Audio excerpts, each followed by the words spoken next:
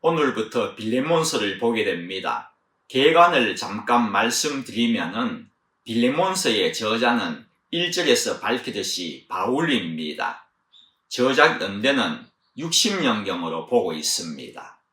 빌레몬서는 바울 서신 중에 가장 짧은 서신이지 않습니까? 그래서 성경 배열상 가장 뒤에 놓이게 됩니다.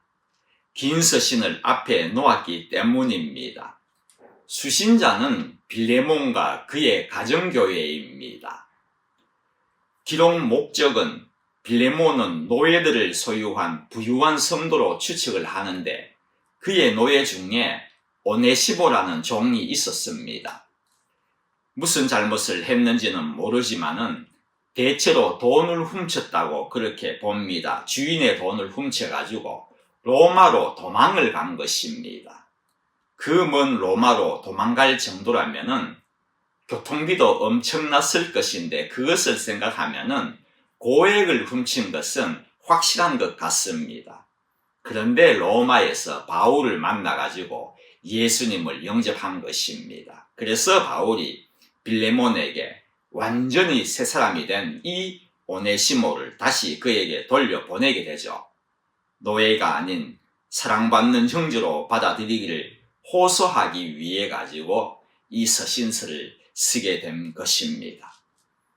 이 편지는 두기고와 오네시모를 통하여 빌레몬에게 전달되는데 여기서 빌레몬이 참 신앙이 좋았다는 것을 쉽게 알 수가 있습니다.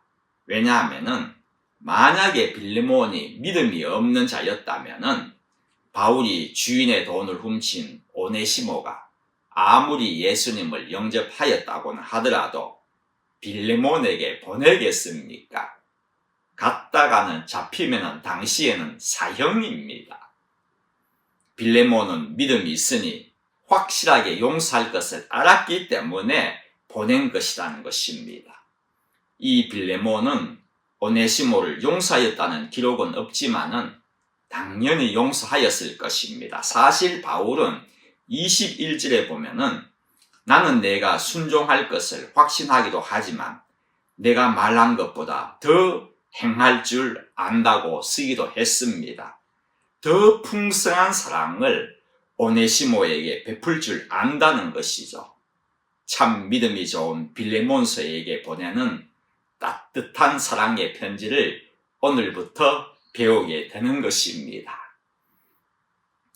제목이 붙어있는 성경에는 본문의 3절까지를 인사라고 그렇게 붙여 놓았을 것입니다. 이 인사말에서부터 많은 것을 배울 수 있습니다. 그리스도 예수를 위하여 갇힌 자 된 바울이라고 시작을 하면서 끝에는 은혜와 평강이 너희에게 있을지어다.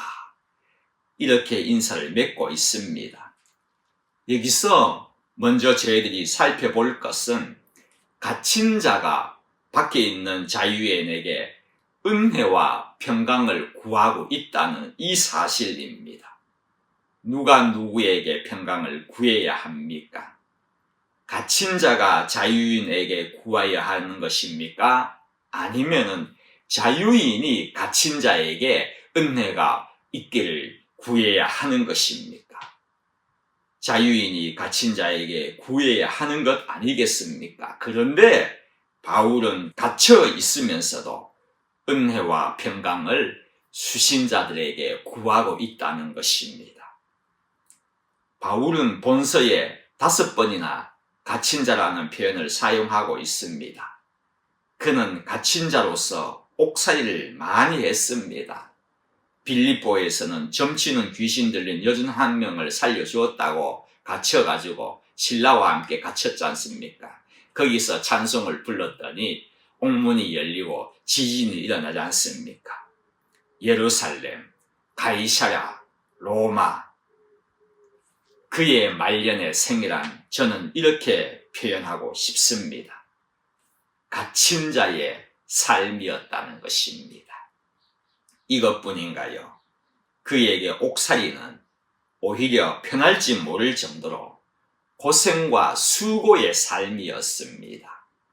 고린도후서 11장 23절에서 27절에 보면은 얼마나 많이 고생했는가를 기록을 하고 있습니다. 그 시작을 내가 수고를 넘치게 하였다. 수고가 넘쳤다는 것입니다. 그러면서 그의 고난의 삶을 쭉 기록하고 있습니다. 헤아려 보니까 약 30번이나 그 이상이나 고난받은 것을 적어 놨더라고요. 바울이 30세경에 예수를 믿고 60세경에 죽었다고 가정을 한다면은 평균 1년에 한 번꼴로 고난이 찾아왔다는 것입니다. 그것도 30년간이나 30년 동안입니다. 여러분들이 많이 들어서 읽지 않았습니다마는 한마디로 그의 생을 요약을 하자면은 얻어맞아 죽지 않고 산 것이 기적이로다. 이것이 바울의 고백일 것입니다. 그러니 아무리 생각해도 그에게 필요한 것이 은혜와 평강 아니겠습니까? 그런 그가 빌레몬과 성도들에게 은혜와 평강을 구하였다는 것입니다. 뿐만 아닙니다. 바울의 편지를 살펴보면은 인사말 뒤에 나오는 본론 부분에 첫 번째로 등장하는 말이 무엇인지 아십니까? 같은 기간에 쓰여진 감옥에서 쓴 성경, 옥중 서신인 에베소, 빌립보, 골로새에는 인사를 한 후 본론의 시작의 말이 이렇게 되어 있습니다. 에베소서에서는 찬송하리로다. 어떤 것 때문에 찬송하게 된 줄 아십니까? 구원의 은혜에 감격하여 찬송하리다. 이것이었습니다. 빌립보에서는 나의 하나님께 감사하여, 골로새 아버지께 감사하노라. 목회 서신인 딘무에서는 감사함은, 일반 서신은 고후에서는 찬송하리로다. 무엇에 대한 찬송입니까? 우리 하나님은 자비하시고 모든 환난 중에 우리를 위로하시는 하나님이신데 능히 위로하신다고 그렇게 기록하고 있습니다. 즉 반드시 충분히 위로해 주시는 하나님이십니다. 이 찬송입니다. 눈물을 씻어주시는 하나님이시라는 것입니다. 바울은 자신이 감옥에 있건 연금 상태이건 매여 있다는 것에 대해 분노와 불평은 전혀 찾을 수 없고 오히려 찬송과 감사에 대한 감격이 나타나 있다는 것입니다. 바울 사도는 감사와 찬송이 넘치는 사람이었습니다. 어떻게 이것이 가능할까요? 어떻게 그 상황에서 감사와 찬송이 가능하겠습니까? 물론 여러 답이 있을 수 있겠지만은 가장 정확한 답은 본문의 첫 절에 있다고 저는 그렇게 생각이 됩니다. 그리스도 예수를 위하여 갇힘받은 바울, 그리스도 예수를 위하여서, 예수님을 위하여서 갇혔기 때문입니다. 바울은 예수님을 위하여 갇혔기 때문에 불평이 없습니다. 불만이 없습니다. 오히려 빌레몬 교회의 성도들에게 평강이 임하도록 인사할 수 있는 것입니다. 저는 이 인사가 편지의 인사말에 나와 있다고 해서 단순한 인사라고 그렇게 생각하지 않습니다. 그의 신앙 고백이라고 믿습니다. 하나님을 위하여 일할 때 일어나는 것은, 헌신할 때 일어나는 것은 어떤 상황이 되건 그것이 갇힘이건 매임이건 하나님께 찬송하고 감사하겠다라는 믿음의 고백이라는 것입니다. 성도 여러분, 먼저 직분자 여러분들에게 말씀을 드리고 싶습니다. 원래는 헌신할 때에 감사와 찬송으로 헌신하시기를 바랍니다. 내게 왜 이런 일이 주어졌는지 불평이 아니라, 난 자신이 없는데 이런 일이 내게 주어졌다는 것이 아니라, 내가 제일 자신 없는 일이 이런 일인데 왜 하필이면은 내게가 아니라, 난 잘할 자신이 없는 데가 아니라 나 같은 자에게도 이러한 직분을 맡겼으니 하나님 감사합니다. 맡겨주신 하나님을 찬송합니다. 이렇게 고백을 하면서 항상 일을 하시기 바랍니다. 하나님께서 여러분들의 상황을 잘 아시지 않습니까? 잘 아시는 분이 여러분들에게 직분을 주셨다는 것은 하나님께서 도우시겠다는 의미이지 않습니까? 또한 아직 직분을 맡지 않으신 성도 여러분, 우리 교회는 앞으로도 계속 부흥할 것인데, 사람이 많이 모인다고 구석구석 일꾼이 다 채워지는 것이 아니라는 것은 여러분들도 잘 아시지 않습니까?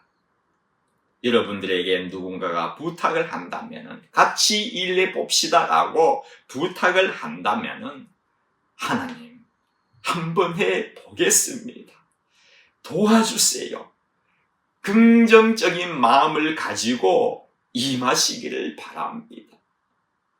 어떤 의미로는 이것이 여러분에게는 그리스도를 위하여 갇힌 자, 붙잡힌 자, 매인 자일 것입니다. 예수님을 위하여 갇힌 자가 되어 보십시오. 은혜와 평강이 풍성히 넘치는 가정으로 분명히 인도하실 것입니다. 우리에게는 잘하는 것이 있어서 감사가 아닙니다. 나에게 딱 맞는 일이 주어졌기에 감사가 아닙니다. 범사에 감사와 찬송이 있을 때 하나님께서도 범사에 감사와 찬송이 우러나오도록 인도하여 주실 것입니다. 우리 교회의 원래 표어가 주여 우리에게 새 일을 행하소서이지 않습니까? 보라 내가 새 일을 행하리니, 하나님은 지금껏 경험하지 못한 새 일을 이루어내시겠다는 것입니다. 그런데 이 새 일에 대하여 구경꾼이 되지 말고 어떠한 모양이건 하나님의 일꾼이 되어 나를 통하여 새 일이 이루어진다면 이보다 더 기쁜 일이 어디에 있겠습니까? 기쁨이 넘치는 한 해가 되시기를 바랍니다.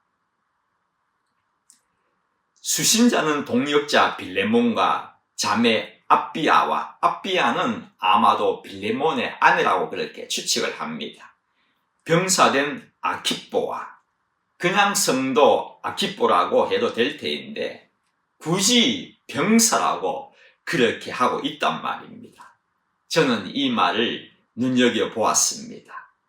주님의 병사, 그냥 평범한 말이 아니란 것입니다. 찬송가 349장입니다. 나는 예수 따라가는 십자가 군사.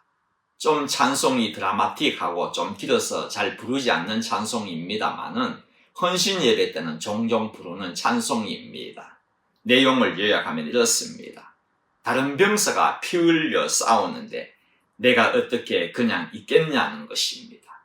지금 여기서 뭘 위해 싸우는가 하면은 복음을 위하여 싸우는 것입니다. 그래서 나도 승리하기까지 싸우겠다는 그러한 내용입니다. 승리하기까지 어떻게 싸우는지가 적혀 있습니다. 주님의 은혜로 싸우리라고 그렇게 하고 있습니다. 영적 싸움은 주님의 은혜가 아니면 이길 수 없다는 것입니다. 그러면서 주님의 용사된 내게 주의 일 맡기소서, 그렇게 끝이 나는 찬송입니다. 초대교회의 시대, 이제 막 세상에 복음을 전파하는 그 시대에 이러한 믿음의 주의 병사들이 얼마나 많이 필요하겠습니까? 또 수고와 노력이 있었지 않겠습니까?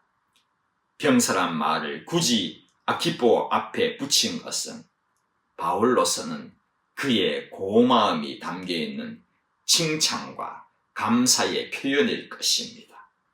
나 역시 주의 군사인데 지금 갇혀 있기에 너는 더 힘써 내 목까지 싸워달라는 뜻이 포함된 것 아니겠습니까? 아키포가 평범한 성도였다면 그의 이름을 거론하지도 않았을 것입니다. 자랑스러운 성도였다는 것입니다.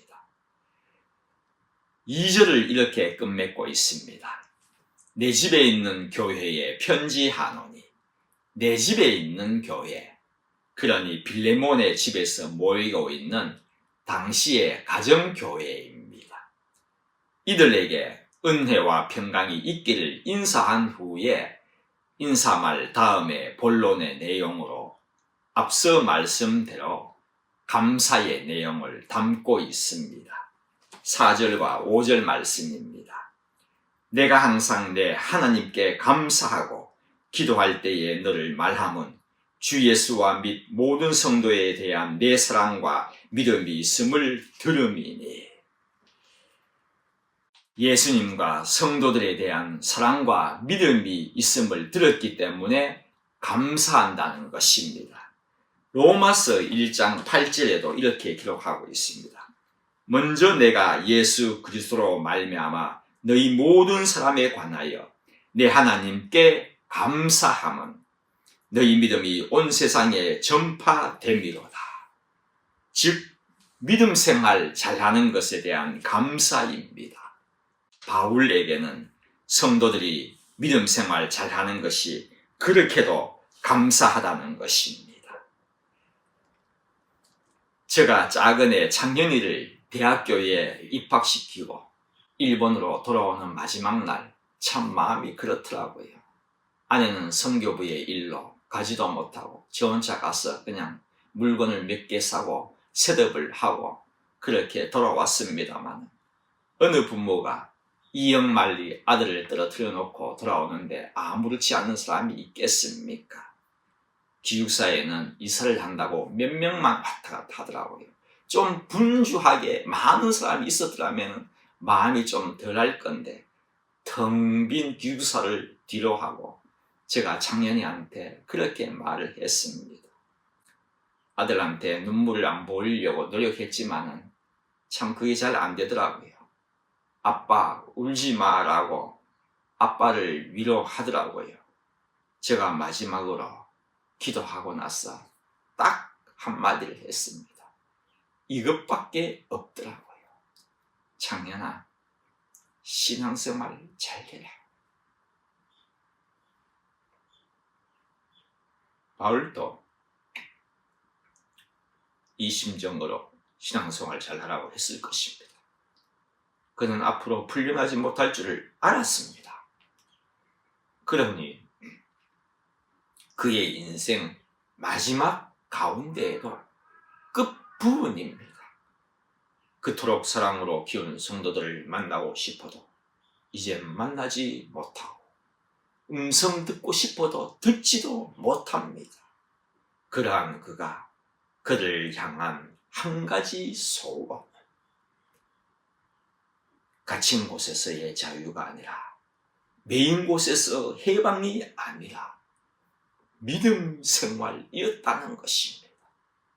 이 바울의 인사말 전체를 한마디로 표현을 한다면 믿음 생활 잘하라는 이것이었습니다. 그렇습니다. 믿음 생활이란 우리의 생애 마지막에 끝까지 충실히 다해야 하는 성도의 삶이 되어야 합니다. 원래 끝까지 신앙생활 잘 하셔서 하나님으로부터 기뻐하시는 성도님들 되시기를 부탁드립니다. 기도드리겠습니다. 하나님, 바울은 갇힌 자이면서도 불평과 불만이 아니라 찬송과 감사였습니다.